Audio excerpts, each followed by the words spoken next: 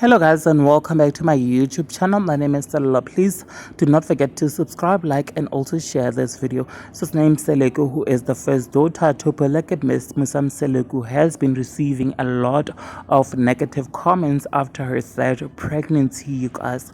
Many people have trolled her on her TikTok account, stating that she is irresponsible after she got pregnant for the third time.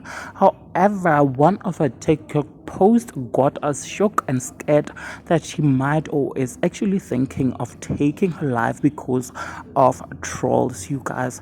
People even went as far as asking her to turn off her comments because of the hate she has been receiving so far, you guys, because bayasaba ukuba usne akasibulala.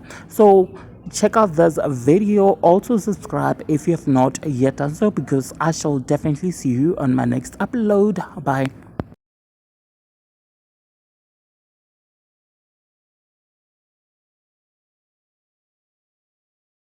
Ngelinye ilanga ngiyolala ngeke ngivuke.